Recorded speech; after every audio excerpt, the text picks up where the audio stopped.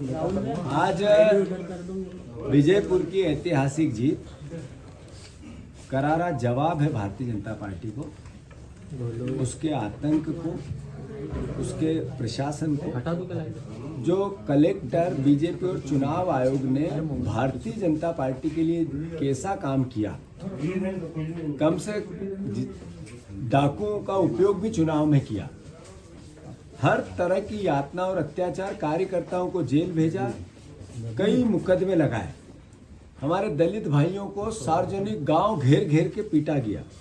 जो फिल्मों में नहीं होता है वैसी भयावह स्थिति विजयपुर में बनाई। उसके बाद भी विजयपुर की जनता ने बाबा साहब अम्बेडकर के संविधान की रक्षा की, लोकतंत्र की रक्षा की। ये जीत विजयपुर की सबसे प्रथम वो कार्यकर्ता जिसने विजयपुर में काम किया, जेल गए, यातनाएं सही, डरे नहीं, लड़ते रहे। वो चाहे कलेक्टर हो, चाहे पुलिस हो, चाहे थानेदार हो, चाहे पटवारी हो, चाहे तहसीलदार हो। और भारतीय जनता पार्टी का आतंक, अद्भुत आतंक, सबका मुकाबला किया।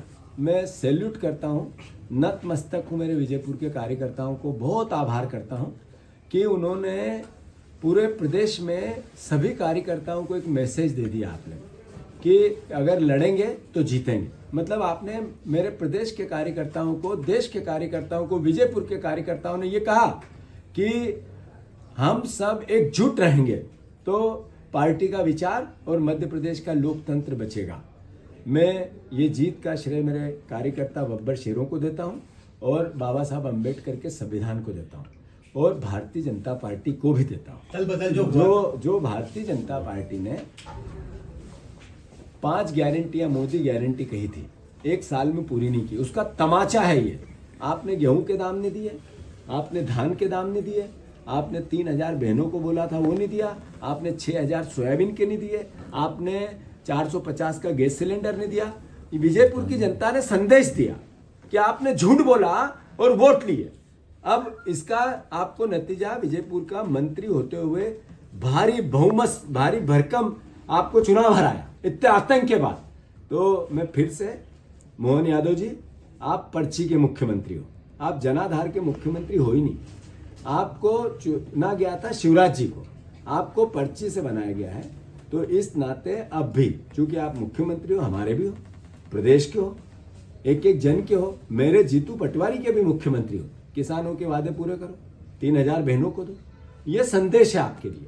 हमने कहा था सरकार नहीं बदलेगी, चलनी चाहिए सरकार 5 साल, अच्छी चलनी चाहिए, हम विपक्ष की भूमिका निभाए, पॉजिटिव सकारात्मक निभाए, मोहन यादव जी को सहयोग करें, बीजेपी को सहयोग करें। पर आपने जो कहा आप पूरा करो, बहनों के आबरू बचाओ। ऐसे बुधनी में 1,30,000 वोट से लोकसभा में हम पीछे थे। इसका मतलब है कि 5000 की हार जीत पे चुनाव चल रहा है, यानी अल्टीमेटली लूटा जा रहा था चुनाव। जैसे विजयपुर में लूटा जा रहा था, ऐसे बुधनी में भी। शिवराज जी भी जनाधार से नहीं जीतते थे, वो बुधनी में चुनाव लूटते थे। उसका इस बार हमने हर बूथ पे मेरे कार्यकर्ताओं ने बुधनी के चुनाव लड़ा, हम बरोबरी पे आ गए। जब 20 साल का मुख्यमंत्री 1,30,000 की जीत अर्जित कराता है, वहां 5000 की हार जीत पे अगर पार्टी आई है, कांग्रेस आई है, तो मेरे कार्यकर्ताओं ने कितनी मेहनत की होगी। मैं उनको, बुधनी के कार्यकर्ताओं को भी सैल्यूट करता हूं, धन्यवाद देता हूं, साधुवाद देता हूं।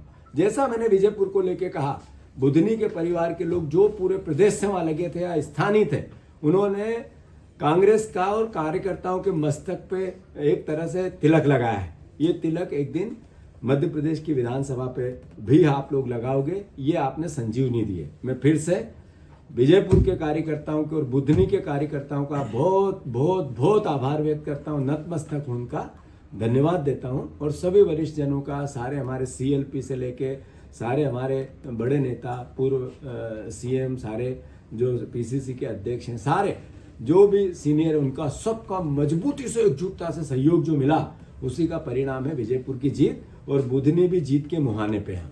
रिकाउंटिंग की मांग बीजेपी ने कर दी है। मैं बीजेपी को चुनौती देता हूँ। मुख्यमंत्री